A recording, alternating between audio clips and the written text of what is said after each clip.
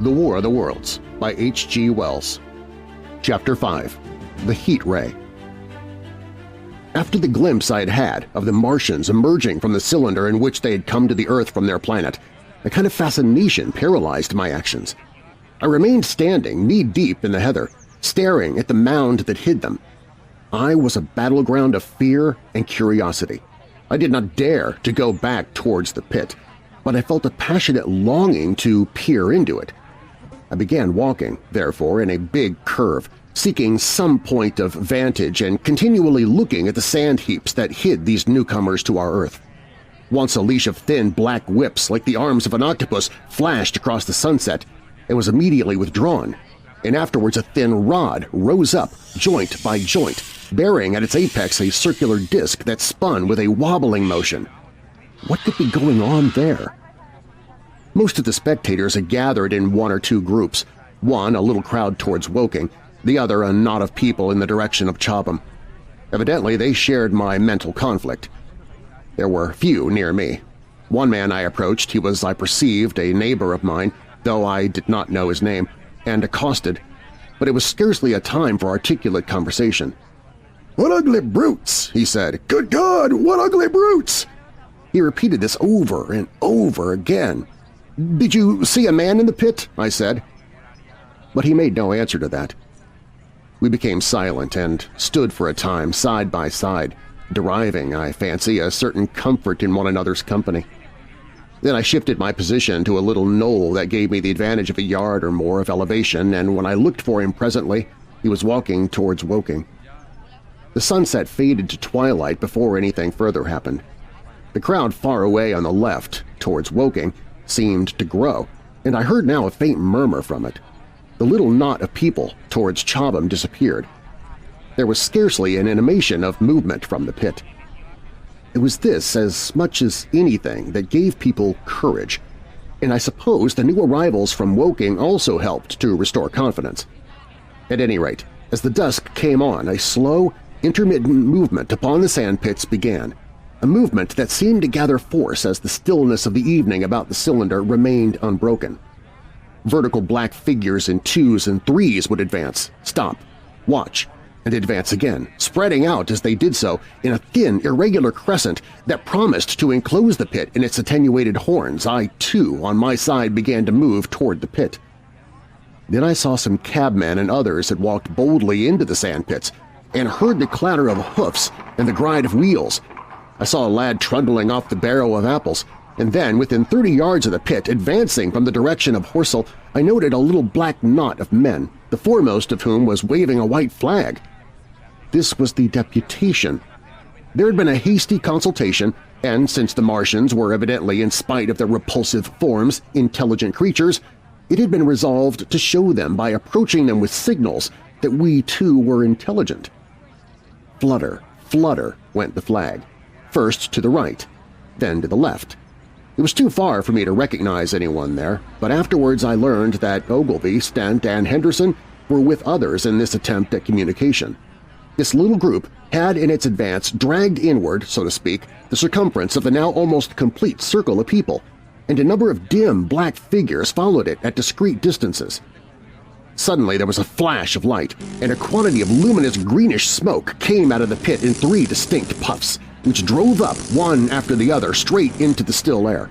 This smoke, or flame perhaps would be the better word for it, was so bright that the deep blue sky overhead and the hazy stretches of brown common toward Chertsey, set with black pine trees, seemed to darken abruptly as these puffs arose and to remain the darker after their dispersal.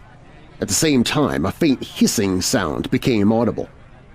Beyond the pit stood the little wedge of people with the white flag at its apex, arrested by these phenomena, a little knot of small vertical black shapes upon the black ground.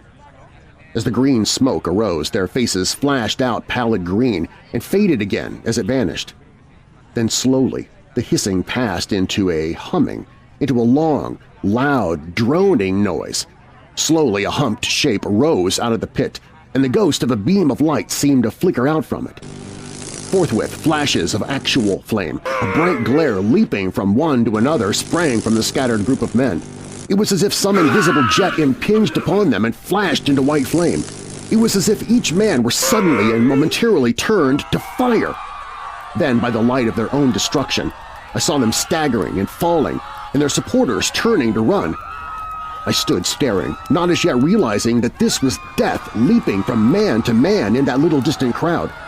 All I felt was that it was something very strange, an almost noiseless and blinding flash of light, and a man fell headlong and lay still. And as the unseen shaft of heat passed over them, pine trees burst into fire, and every dry furze bush became with one dull thud a mass of flames. And far away, towards Knapp Hill, I saw the flashes of trees and hedges and wooden buildings suddenly set alight.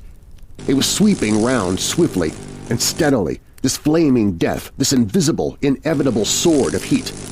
I perceived it coming towards me by the flashing bushes it touched, and was too astounded and stupefied to stir. I heard the crackle of fire in the sandpits and the sudden squeal of a horse that was as suddenly stilled. Then it was as if an invisible yet intensely heated finger were drawn through the heather between me and the Martians, and all along a curving line beyond the sandpits the dark ground smoked and crackled. Something fell with a crash far away to the left, where the road from Woking Station opens out on the common.